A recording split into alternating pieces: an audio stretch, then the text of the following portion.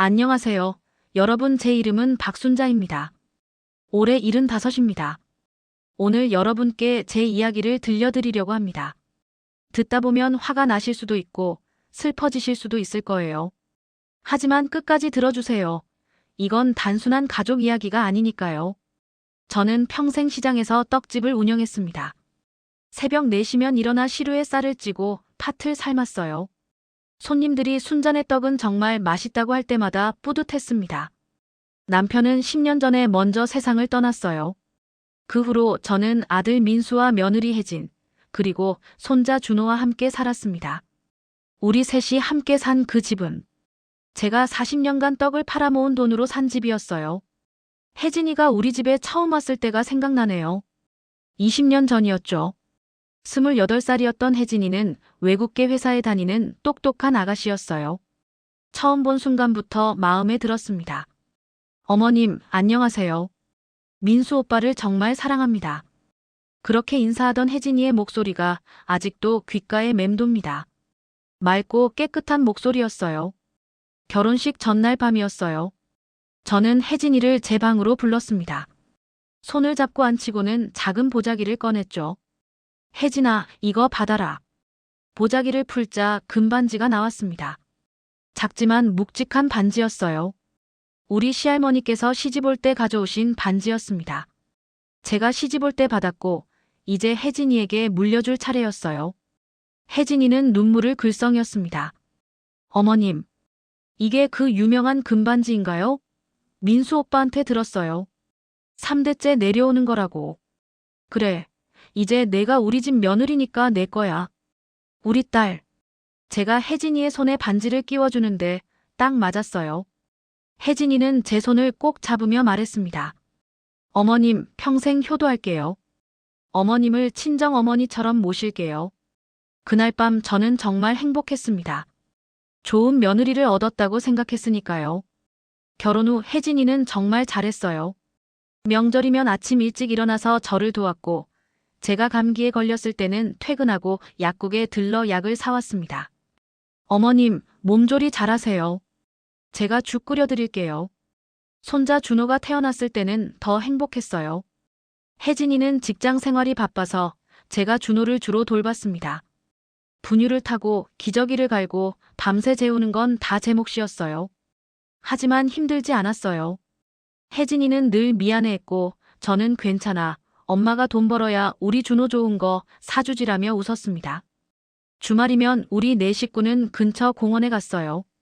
민수는 준호를 어깨에 태우고 혜진이는 제 팔짱을 끼고 걸었죠. 지나가는 사람들이 정말 화목한 가족이네요 라고 했을 때 저는 가슴이 뿌듯했습니다. 준호가 중학생이 되던 해였어요. 혜진이가 어느 날 진지한 얼굴로 제게 말했습니다. 어머님, 요즘 상속세가 너무 비싸대요. 미리 증여하시는 게 세금 면에서 유리하대요. 처음엔 잘 몰랐어요. 혜진이가 세무사 친구에게 상담도 받았다며 서류를 보여줬습니다. 어머님, 저희가 평생 모실 건데 명의만 바꾸는 거예요. 나중에 민수 오빠 형제들이랑 다툴 일도 없고요. 민수도 옆에서 거들었어요. 엄마, 혜진이 말이 맞아요. 우리가 어디 가겠어요? 평생 모실 거니까 걱정 마세요. 그래서 저는 증여계약서에 도장을 찍었습니다. 집도 예금도 모두 혜진이 명의로 바꿨어요. 총 12억이 넘는 돈이었습니다. 계약서에는 작은 글씨로 이렇게 써 있었어요. 수중자는 증여자를 평생 부양할 의무를 진다. 그때는 그게 무슨 의미인지 몰랐습니다. 당연한 말이라고 생각했으니까요.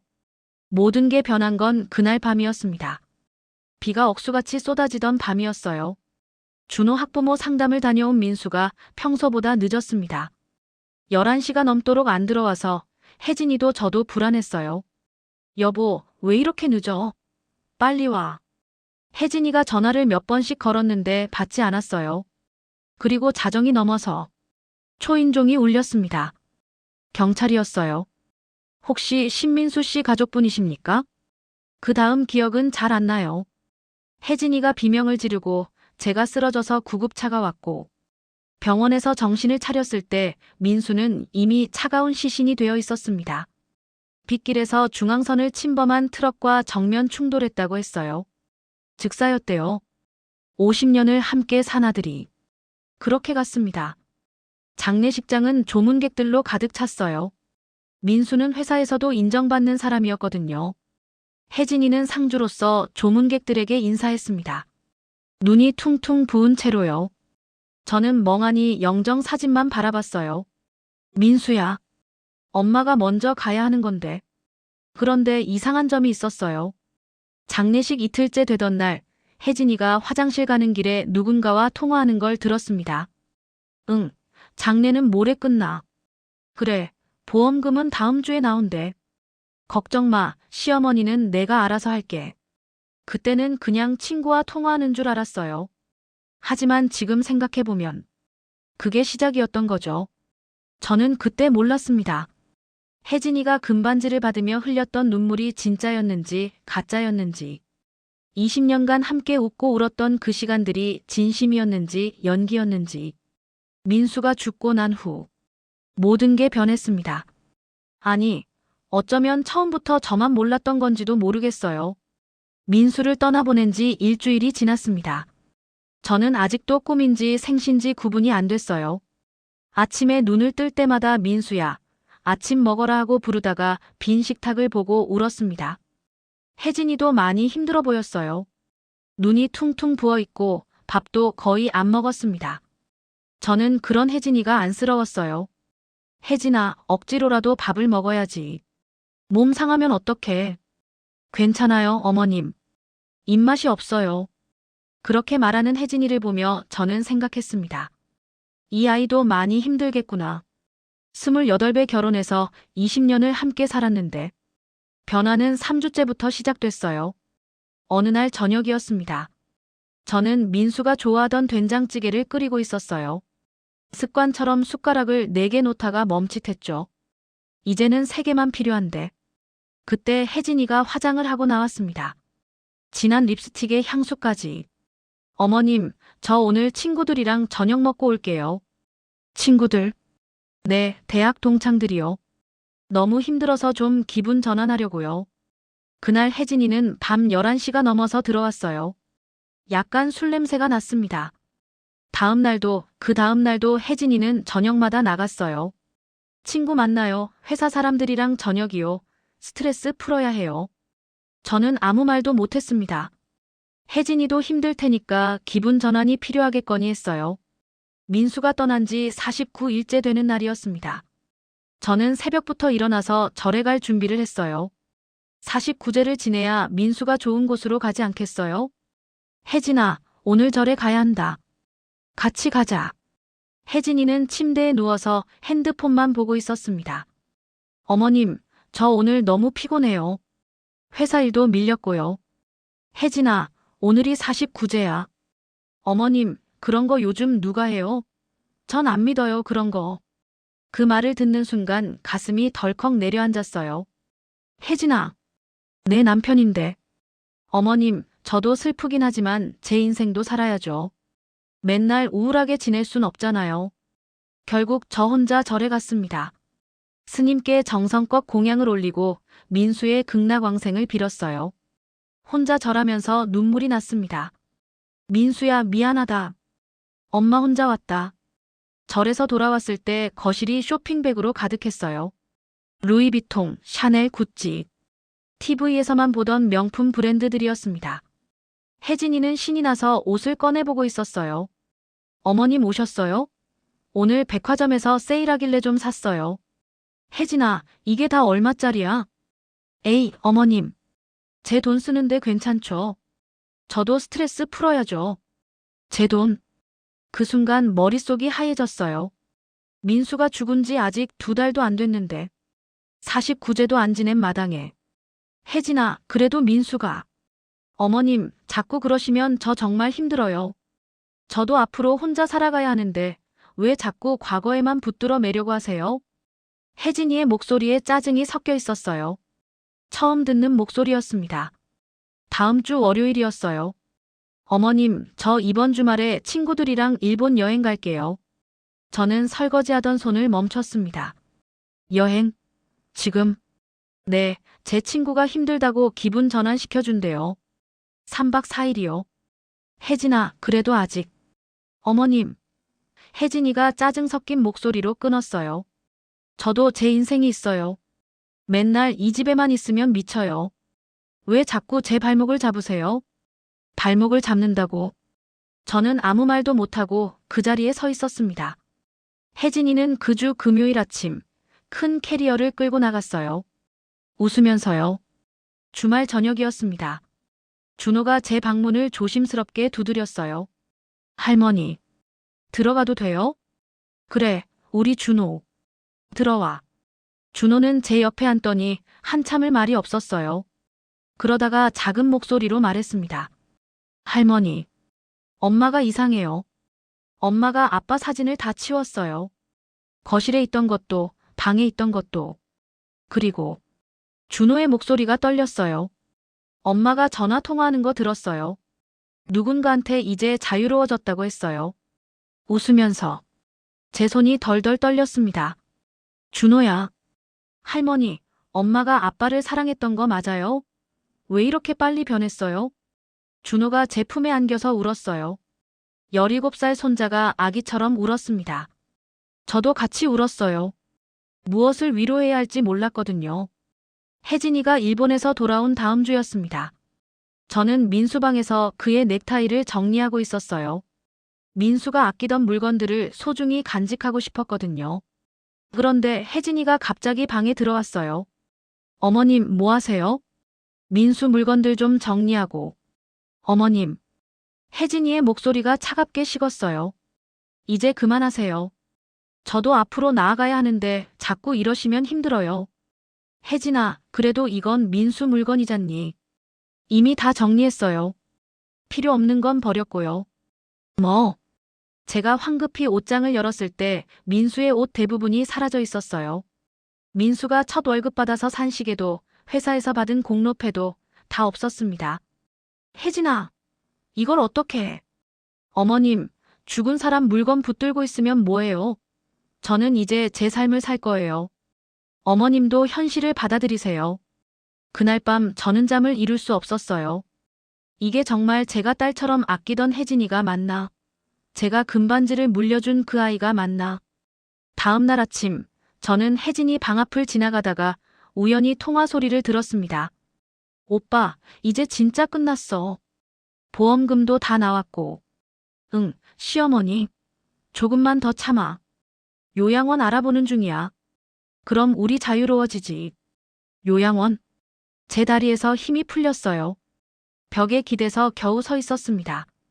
20년이었어요. 20년을 함께 살았는데 이 모든 게 연기였나요? 저는 그때 알아야 했어요. 사람이 이렇게 빨리 변할 수는 없다는 걸. 처음부터 이런 사람이었다는 걸. 그리고 제가 물려준 금반지를 끼고 있는 혜진이의 손가락을 볼 때마다 가슴이 찢어졌습니다. 하지만 이건 시작에 불과했어요. 어느 토요일 아침, 혜진이가 거실로 나왔습니다. 손에는 화려한 팜플렛이 들려 있었어요. 어머님, 잠깐 앉으세요. 실버타운 빌리지라는 글씨가 보였습니다. 어머님을 위해 제가 알아본 요양원이에요. 제 손이 떨렸어요. 혜진아, 나는 안 가고 싶은데. 어머님 건강이 안 좋으시잖아요. 전문가들한테 관리받으셔야 해요. 나는 괜찮아. 여기 우리 집에서. 어머님, 여긴 이제 어머님 집이 아니에요. 그 말이 제 가슴에 비수처럼 꽂혔습니다. 법적으로 이 집은 제 명의예요. 증여 계약하셨잖아요. 이미 다 결정됐어요. 다음 주 월요일에 입소하시는 거예요. 계약금도 냈어요. 내 동의도 없이. 그때 준호가 방에서 뛰어나왔어요. 엄마, 할머니한테 왜 이래요? 준호야, 넌 가만 있어. 어른 일에 끼어들지 마. 할머니가 싫다는데 왜 억지로. 신준호. 혜진이가 버럭 소리를 질렀습니다. 준호가 제 손을 잡았어요. 할머니, 가지 마세요. 제가 할머니 모실게요. 월요일 아침, 혜진이가 큰 가방을 들고 왔어요. 어머님, 짐 싸세요. 차가 1시간 후에 와요. 저는 떨리는 손으로 옷가지를 챙겼습니다. 민수가 사준 스웨터, 준호가 그려준 그림. 그리고 보석함을 열었어요. 금반지가 없었습니다. 혜진아, 금반지 어디 있니? 제가 끼고 있어요. 제 거잖아요. 제 거라고요? 제가 딸처럼 여기며 물려준 그 반지를. 인터폰이 울렸어요. 요양원 차량이었습니다. 엘리베이터를 타는 순간 저는 뒤를 돌아봤어요. 40년을 살았던 이 집, 민수를 키웠던 이 집, 이제 이 집에서 쫓겨나는 거예요. 차가 도착한 곳은 팜플렛과 달리 차가운 병원 같았습니다. 여기가 어르신 방이에요. 3평도 안 되는 작은 방. 좁은 침대 하나, 작은 옷장 하나. 이게 전부인가요? 첫날 밤, 저는 준호에게 문자를 보냈습니다. 준호야, 할머니 잘 있다. 걱정 마라. 답장이 바로 왔어요. 할머니, 저 내일 면회 갈게요. 엄마 몰래요. 다음 날 아침, 간병인이 알약들을 가져왔습니다. 혈압약, 수면제, 영양제예요. 나는 수면제 먹은 적 없는데. 보호자분이 요청하셨어요. 어르신이 불면증이 있으시다고. 약을 먹고 나니 정신이 몽롱해졌어요. 준호가 오후에 면회를 왔을 때 제 상태를 보고 얼굴이 굳었어요. 할머니, 왜 이래요? 약을 먹어서 그래. 준호가 간호사실에 갔지만 소용없었습니다. 보호자 동의 없이는 안 된대요. 일주일이 지났습니다. 매일 약을 먹으니 정신이 흐릿했어요. 혜진이는 단 한 번도 오지 않았어요. 준호만 매일 왔습니다. 할머니, 제가 엄마한테 말했어요. 할머니 모시고 나가자고. 근데 엄마가. 준호가 울먹였어요. 할머니는 이제 저희 집안 사람이 아니래요. 그 순간 제 심장이 멈추는 것 같았어요. 20년을 함께 산 가족이 아니라고요? 그날 밤 저는 결심했습니다. 아침에 약을 가져왔을 때 입에 넣는 척하고 몰래 뱉어냈어요. 정신이 점점 돌아왔습니다. 준호에게 말했어요. 준호야, 할머니 도와줄 수 있니? 네. 뭐든지요. 증거가 필요해. 혜진이가 나한테 한 모든 것들의 증거. 준호의 눈빛이 달라졌습니다. 할머니, 제가 도와드릴게요. 엄마가 잘못한 거예요. 75년을 살면서 처음으로 저는 싸우기로 했습니다. 약을 뱉어낸 지 사흘째, 제 정신이 점점 맑아졌습니다.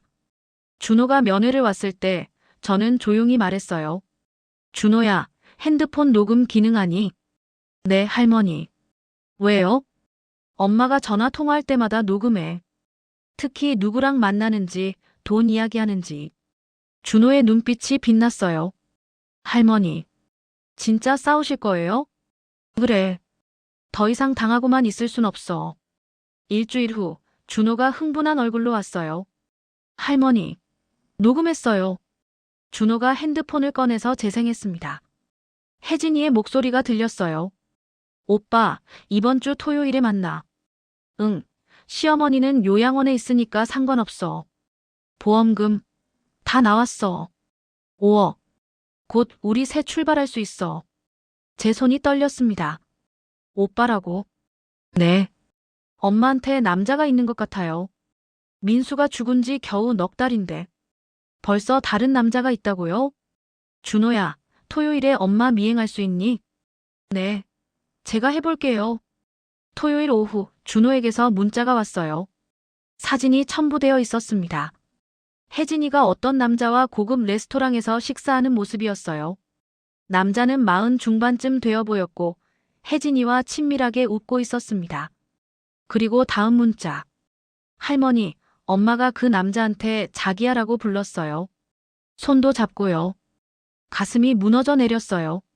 민수야, 내 아내가 이러고 있어. 준호가 집에서 혜진이 방을 뒤졌답니다. 그리고 보험금 수령 증서를 찾아냈어요. 할머니, 엄마가 받은 돈이 5억이래요. 아빠 사고 보험금이요. 5억. 민수가 언제 그런 큰 보험을 들었을까요? 준호가 더 조사했답니다. 학교 친구 중에 컴퓨터를 잘하는 애가 있다고. 할머니, 보험이 5개예요. 전부 결혼 후에 든 거래요. 그리고 수익자가 전부 엄마예요. 언제 들었는데? 작년이요. 아빠가 승진 발령받기 직전이래요. 뭔가 이상했어요. 민수는 보험을 싫어했는데 요양원에서 저를 돌봐주는 간병인 민지 씨가 어느 날 조심스럽게 말했어요. 어르신, 제가 드릴 말씀이 있어요. 뭔데요? 어르신 약 투여량이 이상해요. 일반적인 처방보다 훨씬 많아요. 그게 무슨 뜻이에요? 민지 씨가 주변을 살피며 작은 목소리로 말했습니다.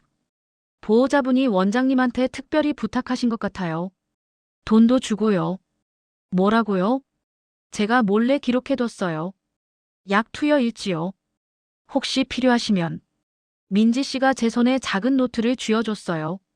저도 이런 일이 처음이 아니에요. 요양원에 버려진 어르신들. 많이 봤어요. 도와드리고 싶어요. 눈물이 났어요. 세상에 이런 좋은 사람도 있구나. 준호가 더 큰 정보를 가져왔어요. 할머니, 아빠 교통사고 보고서 받았어요. 어떻게? 친구가 해킹했어요. 경찰 데이터베이스에서 보고서를 보니 이상한 점들이 있었어요. 블랙박스 영상이 자연 삭제됐다고 되어 있었고 차량 브레이크에 결함이 있었다는 정비소 기록이 있었습니다. 할머니, 더 이상한 게 있어요. 뭔데? 엄마가 사고 전날 정비소에 차를 맡겼대요. 브레이크 점검한다고. 그게 왜 이상해? 브레이크를 점검했는데 다음날 브레이크 고장으로 사고가 났어요. 소름이 돋았습니다. 설마 그럴 리가. 준호의 친구가 더 파고들었답니다. 할머니, 엄마의 전 남편도 교통사고로 죽었대요. 뭐? 10년 전이요. 그때도 보험금 3억을 받았대요. 2명의 남편이 모두 교통사고로 죽고 둘 다 거액의 보험금. 이게 우연일까요? 할머니, 경찰에 신고해야 하는 거 아니에요? 아직은 안 돼. 증거가 더 필요해. 확실한 증거. 민지 씨, 준호, 그리고 준호의 친구 지훈이. 우리는 작은 팀이 되었어요. 민지 씨는 요양원 내부 증거를 모으고 준호는 혜진이를 감시하고 지훈이는 디지털 증거를 찾았습니다. 할머니, 엄마 통화 또 녹음했어요. 이번엔 완전 대박이에요. 준호가 재생 버튼을 눌렀습니다. 오빠, 조금만 더 기다려. 시어머니 일만 정리하면 우리 결혼하자. 응, 한 달 안에. 자연사 하도록 원장이 알아서 할 거야. 자연사라고요? 저를 죽이려고 한다고요? 그날 밤 저는 더 이상 물러설 수 없다는 걸 깨달았어요. 준호에게 말했습니다. 이제 충분해. 변호사를 만나야겠다. 할머니, 제가 인터넷에서 찾아봤어요. 노인 인권 전문 변호사 있어요. 민지 씨도 도왔어요.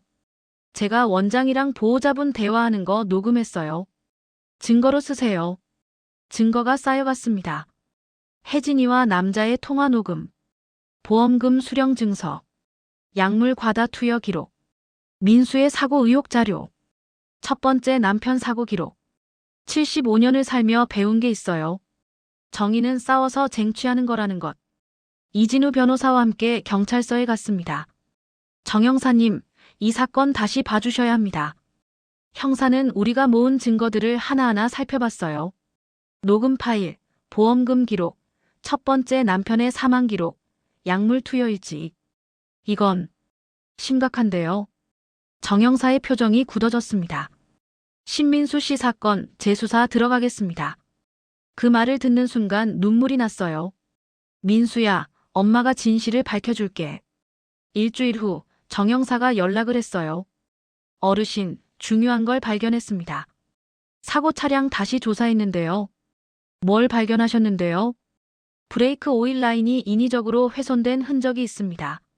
당시엔 사고 충격으로 생긴 거라 생각했는데 재검증 결과 사고 전에 이미 조작된 거였어요. 가슴이 철렁 내려앉았습니다. 그럼 우리 민수가 살해당했을 가능성이 높습니다. 정비소 CCTV도 확보했습니다. 형사가 영상을 보여줬어요. 사고 전날 혜진이가 차를 정비소에 맡기는 장면. 그리고 정비사와 뭔가 대화하는 모습. 이 정비사 조사했는데 김혜진 씨와 아는 사이더군요. 오래전부터. 뭐라고요? 더 충격적인 건 이 정비사가 10년 전 첫 번째 남편 차량도 정비했다는 겁니다. 소름이 돋았어요. 두 번의 교통사고, 같은 정비사. 이게 우연일 리 없었어요. 정형사가 민수 핸드폰 기록도 복원했답니다. 어르신, 이거 보세요. 민수가 사고 당일 아침 친구에게 보낸 문자였어요. 형, 이상해. 혜진이가 자꾸 보험 들라고 해. 뭔가 불안해. 오늘 저녁에 얘기 좀 하자. 그 저녁은 오지 않았습니다. 민수는 그날 오후에 죽었어요. 민수야. 내가 알고 있었구나. 이틀 후 경찰이 혜진이를 긴급 체포했습니다. 살인 교사 및 보험 사기 혐의였어요. 뉴스에서 혜진이가 수갑을 찬 채 경찰차에 타는 모습이 나왔습니다. 준호가 TV를 보며 울었어요. 할머니, 우리 엄마가 정말 아빠를. 준호야. 저도 할 말이 없었어요. 어떻게 위로해야 할지. 변호사가 증여 취소 소송을 진행했습니다. 조건부 증여였고 수중자가 증여자를 살해하려 했으니 당연히 무효입니다. 법원은 즉각 가처분 결정을 내렸어요. 한 달 만에 저는 요양원에서 나와 우리 집으로 돌아왔습니다. 40년을 살던 집, 민수를 키운 집. 하지만 민수는 없었어요. 텅 빈 집에서 민수 방문을 열었습니다. 혜진이가 버렸던 민수의 물건들을 준호가 몰래 챙겨뒀더군요. 할머니, 아빠 물건 제가 다 숨겨뒀어요. 고맙다, 준호야. 경찰이 혜진이의 물건을 압수수색하며 금반지도 찾아냈어요. 증거물로 압수됐다가 재판 후 돌려받을 수 있다고 했습니다. 어르신, 이 반지 의미가 크시죠? 네. 우리 시할머니께서 물려주신 거예요. 3대째 내려오는. 잘 보관하겠습니다. 재판 끝나면 꼭 돌려드리겠습니다. 그 반지를 혜진이에게 줬을 때 저는 정말 그 아이를 딸처럼 여겼어요.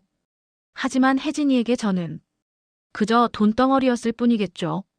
밤에 준호가 제 방에 왔어요. 할머니, 저 어떡해요? 엄마가 아빠를 죽였는데 17살 아이가 감당하기엔 너무 무거운 진실이었어요.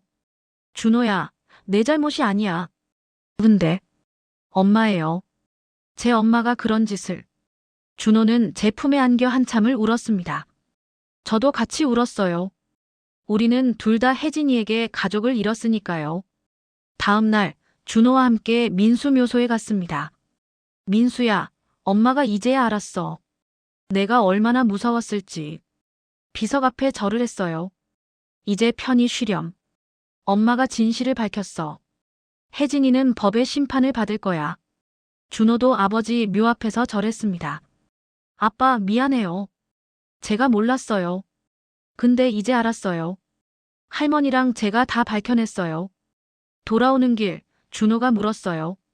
할머니, 우리 앞으로 어떻게 되는 거예요? 우리는 함께 살아가는 거지. 할머니랑 준호 둘이서. 준호가 제 손을 꼭 잡았습니다. 재판이 시작되었습니다. 혜진이는 비싼 법무법인 변호사 3명을 대동하고 나타났어요. 저는 억울합니다. 시어머니께서 저를 미워하셔서 꾸며낸 일입니다. 혜진이의 목소리가 떨렸어요. 마치 정말 억울한 사람처럼. 재판장님, 제 의뢰인은 20년간 시부모를 극진히 모신 효부입니다. 남편 사망 후 정신적 충격으로 일시적 판단 착오가 있었을 뿐입니다. 변호사가 당당하게 말했습니다. 저는 믿을 수 없었어요. 저렇게까지 거짓말을 할 수 있나요? 박순자 씨, 당신은 며느리가 시기나 질투스러웠던 거 아닙니까? 혐의인 측 변호사가 저를 몰아세웠어요. 뭐라고요? 젊고 능력 있는 며느리. 당신은 늙고 배운 것도 없는 시장 상인. 며느리가 부러워서 모함한 거 아닙니까? 그게 무슨. 증거를 보시죠. 당신은 요양원에서 정신과 약물을 처방받았습니다. 치매 초기 증상도 있었고요. 그건 혜진이가 강제로. 증명하세요. 보호자가 정상적으로 요청한 치료입니다. 저는 말문이 막혔어요. 재판장님, 이 녹음 파일들은 불법 취득입니다. 변호사가 우리가 제출한 증거를 공격하기 시작했어요. 미성년자인 손자가 보호자 동의 없이 녹음했습니다. 증거 능력이 없습니다. 그리고 브레이크 조작 주장도 추측에 불과합니다. 사고 후 수개월이 지난 차량을 재검증한 결과일 뿐입니다. 정비사와의 연관성, 단순히 아는 사이였을 뿐입니다. 하나하나 증거가 흔들리기 시작했어요. 더 큰 문제가 생겼습니다. 혜진이 측 변호사가 준호를 증인으로 소환했어요. 신준호 군, 당신은 어머니를 사랑합니까? 네. 어머니가 아버지를 죽였다고 정말 믿습니까? 준호가 입술을 깨물었어요. 증거가 아니라 당신의 마음을 묻는 겁니다. 당신 어머니가 살인자라고 믿습니까? 저는 준호의 목소리가 떨렸어요. 17살 아이가 감당하기엔 너무 잔인한 질문이었습니다. 할머니가 당신을 사주한 거 아닙니까? 어머니를 모함하도록. 아니에요. 그럼 어머니를 감옥에 보내고 싶습니까? 준호가 울기 시작했어요. 일주일 후 더 큰 충격이 왔습니다. 보석 허가 결정이 났습니다. 변호사 이진우 씨가 굳은 얼굴로 말했어요. 뭐라고요? 살인자를 풀어준다고요? 증거가 약하다는 판단입니다. 그리고 혐의인 측에서 거액의 보석금을 냈습니다. 혜진이가 보석으로 풀려났어요. 그날 밤 제 핸드폰으로 문자가 왔습니다. 어머님, 이제 그만하세요. 우리 다시 가족이 됩시다. 혜진이었어요. 다음 날 저녁 초인종이 울렸습니다. 문을 열었을 때 혜진이가 서 있었어요. 어머님, 제가 왔어요.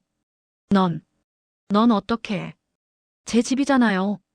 법적으로 아직 제 명의예요. 증여 취소 판결도 안 났고요. 혜진이가 안으로 들어왔습니다. 어머님, 소송 취하하세요. 그럼 제가 어머님을 다시 모실게요. 무슨 소리야? 준호도 생각하세요. 어머니 없이 어떻게 살겠어요? 할머니가 키울 건가요? 준호가 학교에서 괴롭힘을 당하고 있었어요. 야, 내 엄마 살인자래. 뉴스 봤어. 보험금 타려고 아빠 죽였대. 준호가 집에 와서 울었습니다. 할머니, 저 학교 못 가겠어요. 더 충격적인 건 혜진이가 준호에게 전화를 계속했다는 거예요. 준호야, 엄마야. 보고 싶어. 엄마가 잘못했어. 용서해줘. 할머니가 잘못 생각하신 거야. 준호는 흔들리기 시작했어요. 할머니, 엄마가 정말 그랬을까요? 정말 아빠를 죽였을까요? 그날 밤 집에 돌이 날아왔어요. 창문이 깨지며 쪽지가 떨어졌습니다. 소송 취하 안 하면 다음은 네 손자다. 저는 떨리는 손으로 경찰에 신고했지만 증거가 없었어요. 다음 날 준호가 학교 가는 길에 낯선 남자들이 따라왔다고 했어요. 혜진이의 남자친구 일당이 분명했습니다. 스트레스로 제 혈압이 200을 넘었어요. 쓰러져서 응급실에 실려갔습니다. 의사가 말했어요. 어르신, 이러시면 안 됩니다. 정말 위험해요. 병상에 누워서 생각했어요. 내가 잘못한 걸까? 그냥 참고 살았어야 했나? 준호가 제 손을 잡으며 울었어요. 할머니, 제발 괜찮으셔야 해요. 할머니마저 잃으면 저는. 그날 밤이 가장 어두웠습니다. 재판은 불리하게 흘러가고 혜진이는 보석으로 풀려났고 준호는 흔들리고 제 건강은 악화되고 이진우 변호사마저 어두운 표정이었어요. 어르신, 솔직히 말씀드리면 이기기 어려워 보입니다. 할머니, 포기하지 마세요. 하지만 저는 지쳐 있었어요. 75년을 살며 이렇게 무력한 적이 없었습니다. 병원에서 퇴원한 다음 날 아침이었어요. 준호가 흥분한 얼굴로 제 방에 뛰어들어왔습니다. 할머니, 찾았어요. 결정적인 거 찾았어요. 뭘 찾았는데? 준호가 핸드폰을 보여줬어요. 아빠 클라우드에 남아있던 사진이에요. 사고 당일 아침에 찍은 거예요. 사진에는 차량 정비 영수증이 찍혀 있었어요. 그리고 메모가 있었습니다.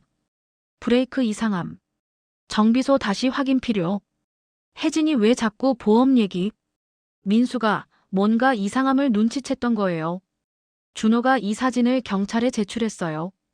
정형사가 정비사를 다시 조사했습니다. 그리고 정비사가 자백했어요. 죄송합니다. 김혜진 씨가 돈을 줬습니다. 브레이크 라인을 살짝만 손상시키라고. 10년 전에도 같은 일을 시켰습니다. 첫 번째 남편 때도요. 정형사가 전화로 말했어요. 어르신, 이제 확실한 증거입니다. 살인 교사 확정입니다. 더 극적인 일이 일어났습니다. 혜진이의 남자친구가 경찰에 자수했어요. 저도 공범입니다. 하지만 혜진이가 절 버렸어요. 보험금 받고 나서 연락도 안 해요. 그는 혜진이와 주고받은 모든 문자를 제출했어요. 시어머니 죽이고 나서 우리 결혼하자. 요양원 원장한테 더 돈 줄까? 보험금 5억 반반 나눠. 모든 계획이 적나라하게 드러났습니다. 일주일 후 결정적 재판이 열렸어요. 검사가 새로운 증거들을 제출했습니다. 피고인 김혜진은 10년 전 첫 번째 남편 그리고 신민수 씨를 보험금을 노리고 살해했습니다. 혜진이의 얼굴이 새하얗게 질렸어요. 아닙니다. 증인 이정환 씨 출석시켜 주십시오. 혜진이의 남자친구가 증인석에 섰습니다. 김혜진 씨가 모든 걸 계획했습니다. 저는 이용당한 겁니다. 거짓말. 당신이 먼저 꼬드긴 거잖아. 혜진이가 소리쳤어요. 그 순간 가면이 벗겨졌습니다. 피고인 침착하십시오. 판사가 제지했지만 혜진이는 멈추지 않았어요. 제가 뭘 잘못했어요? 시어머니는 늙고 쓸모없잖아요. 남편도 돈만 쓰고. 법정이 술렁거렸습니다. 난 평생 고생만 했어요. 왜 내가 편하게 살면 안 돼요? 변호사가 혜진이를 막으려 했지만 소용없었어요. 첫 번째 남편도 무능했어요. 보험금이라도 받아야죠. 검사가 차갑게 말했습니다. 피고인 스스로 자백했습니다. 판사가 판결문을 읽었습니다. 피고인 김혜진은 배우자 살해, 존속살해 교사, 보험, 사기, 살인 미수 등의 혐의로 징역 25년을 선고한다. 또한 피해자에게 재산 전액 반환 및 손해배상 10억 원을 명한다. 법정이 조용해졌어요. 혜진이는 그 자리에 주저앉아 울부짖었습니다. 아니야. 이럴 수 없어. 하지만 법은 이미 선고되었습니다. 재판이 끝난 후 경찰이 증거물을 돌려줬어요. 어르신 금반지입니다. 작은 비닐봉지에서 반지를 꺼냈어요. 3대째 내려오는 우리 집 금반지. 준호가 말했어요. 할머니, 이제 진짜 우리 거예요. 그래. 이젠 다시는 나쁜 사람한테 주지 않을 거야. 반지를 손에 쥐니 무거웠어요. 이 작은 반지 하나에 얼마나 많은 이야기가 담겼을까요? 집으로 돌아왔습니다. 이번엔 정말로 우리 집이었어요. 법원 판결로 완전히 제 명의로 돌아왔거든요. 준호가 거실 소파에 앉으며 말했어요. 할머니, 이제 끝난 거죠? 그래, 이제 끝났어. 우리 이제 어떻게 돼요? 우리? 할머니랑 준호랑 잘 살아야지. 준호가 제 품에 안겼어요.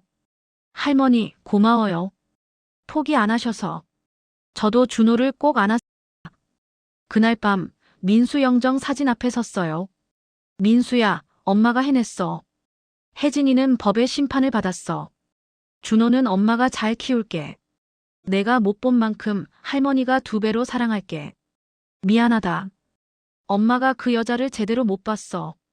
내가 얼마나 무서웠을지. 눈물이 났지만 이번엔 슬픔만은 아니었어요. 해냈다는 안도감도 있었습니다. 다음 날 아침, 준호와 함께 시장에 갔어요. 할머니, 떡 만드실 거예요? 그래, 오랜만에 떡 좀 해볼까 하고. 시장 상인들이 저를 반겼어요. 순자 씨, 뉴스 봤어요. 정말 대단하시더라. 이 나이에 그런 걸 이겨내다니. 저는 웃었습니다. 75년을 살며 배운 게 있어요. 포기하지 않으면 정의는 반드시 이긴다는 것. 그로부터 1년 후, 준호는 완전히 달라졌어요. 할머니, 이번 모의고사 전교 10등 했어요. 어머, 우리 준호 정말 대단하네. 법대 가려고요. 할머니 같은 사람들 돕는 변호사 될 거예요. 준호 눈빛이 반짝였어요. 그 지옥 같은 시간이 이 아이를 더 강하게 만들었습니다. 학교에서도 달라졌어요. 친구들이 준호를 존경하기 시작했거든요. 야, 너희 할머니 진짜 대단하시다. 뉴스에서 봤어. 완전 히어로시잖아. 준호는 더 이상 살인자의 아들이 아니었어요. 정의를 되찾은 소년이었습니다. 저는 다시 시장에 나가기 시작했어요. 순자 씨, 오늘도 떡 장사하러 왔어? 그럼요. 못하게 하는 사람 이제 없잖아요. 시장 상인들이 저를 보며 웃었어요. 순자 씨 진짜 대단해요. 그 나이에 악마 같은 며느리를 이기다니. 75살은 아직 젊어요. 50년은 더 살 거예요. 떡 장사가 다시 재미있어졌어요. 손님들이 제 이야기를 듣고 응원해 주셨거든요. 어르신 응원합니다. 떡 맛있어요. 정의가 이긴다는 걸 보여주셔서 고마워요. 법원 판결대로 모든 재산이 돌아왔어요. 집도 보험금도 그리고 혜진이가 가져갔던 통장의 돈까지. 할머니, 이거 다 어떻게 할 거예요? 준호가 걱정스럽게 물었어요. 일부는 준호 대학 등록금, 일부는 할머니 노후 자금, 그리고 나머지는 저는 잠시 생각했어요. 좋은 일에 쓸 거야. 저는 신민수 장학재단을 만들었어요. 가정폭력 피해 청소년들을 돕는 재단이었습니다. 왜 아빠 이름으로 하세요? 준호가 물었어요. 내 아빠가 못다한 일을 할머니가 대신하는 거야. 내 아빠도 착한 사람이었어. 가끔 뉴스에서 혜진 소식이 나왔어요. 연쇄살인범 김혜진, 항소기각. 25년 확정. 교도소에서 모범수로 지낸다고 했어요. 하지만 저는 관심 없었습니다. 준호가 물었어요. 할머니, 엄마 미워요? 미워하진 않아. 다만 불쌍하지. 불쌍하다고요? 응. 욕심 때문에 인생을 다 망쳤잖아. 그것처럼 불쌍한 일이 어디 있니? 준호가 고개를 끄덕였어요. 할머니는 정말 대단하세요. 일주기가 되던 날, 준호와 함께 묘소에 갔어요. 아빠, 엄마는 감옥 갔어요. 당연한 거죠? 준호가 묘비에 말했어요. 저 이제 법대 가려고요. 아빠 같은 사람들 지켜주는 변호사 될게요. 저도 한마디 했습니다. 민수야, 엄마가 약속 지켰지? 혜진이는 법에 심판받았고, 준호는 내가 잘 키우고 있어. 엄마는 이제 천천히 늙어갈 거야. 준호 대학 가는 거 보고, 취직하는 거 보고, 결혼하는 거 보고. 묘비에 햇살이 따뜻하게 비쳤어요. 민수가 웃으며 말하는 것 같았어요. 엄마 고생하셨어요. 요즘 저는 행복합니다. 아침에 일어나 준호 밥 차려주고, 시장에 나가 떡 팔고, 저녁엔 준호랑 TV 보고. 평범한 일상이지만 이게 제일 큰 행복이에요. 할머니, 나중에 제가 돈 많이 벌면 할머니 모시고 여행 다닐 거예요. 어디로? 할머니 가고 싶은 곳 어디든요. 할머니는 그냥 준호 옆에 있으면 돼. 둘이 웃었습니다. 나이는 숫자일 뿐입니다. 75살에도 저는 싸워서 이겼어요. 정의는 늦더라도 반드시 옵니다. 포기하지 마세요. 가족이 제일 소중합니다. 저는 손자를 지키기 위해 싸웠어요. 여러분도 부당한 일을 당하면 꼭 싸우세요. 혼자가 아닙니다. 저처럼 도와주는 사람들이 있으니깐요.